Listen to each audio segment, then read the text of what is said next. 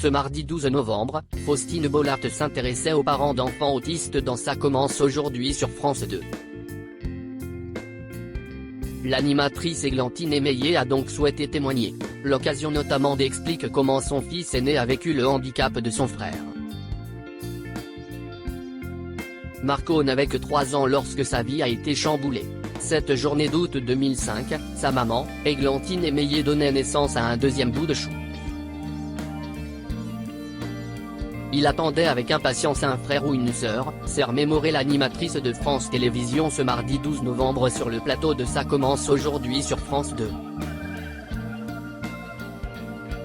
Sauf que tout ne s'est pas passé comme Marco l'avait imaginé, ni sa maman d'ailleurs. Au fil des semaines, Églantine Émeillé comprend que son nouveau-né n'est pas comme les autres. Samy est en effet autiste et polyhandicapé. Plus il grandit, plus leur quotidien est difficile, douloureux, violent même. Mais comment Marco l'a-t-il vécu? Il a beaucoup essayé, au début, assure Églantine Émeillé face à Faustine Bollard. Mais peu à peu, il a fini par baisser les bras, puisque rien ne se passait. Son frère ne le regarde pas beaucoup. Cela l'a beaucoup affecté, déplore celle qui en a profité pour donner des nouvelles positives de Samy. Et de détailler, ça a changé sa façon d'appréhender les autres de son âge. Il surinvestissait ses copains, comme s'il voulait en faire des frères et des sœurs. Donc ce n'est pas simple. Marco est très angoissé de l'avenir. À désormais 17 ans, Marco prend son rôle de grand frère très au sérieux. Il téléphone à son frère. Il lui parle. Pendant les vacances, de temps en temps, il me dit « Maman, laisse, c'est moi qui tiens la main de Samy et qui le promène », s'enthousiasme celle qui a fait de l'autisme de son fils son combat.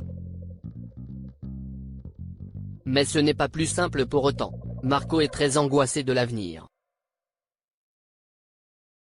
Il se pose beaucoup de questions, notamment sur la manière dont il devra prendre le relais lorsque sa mère disparaîtra. Maman, le jour où tu disparaîtras, est-ce que c'est moi qui vais devoir m'occuper de Samy? Et comment? Interroge-t-il Églantine Émeillé, comme elle le rapporte. D'ici là, Marco a le temps de se préparer. Et Samy de progresser.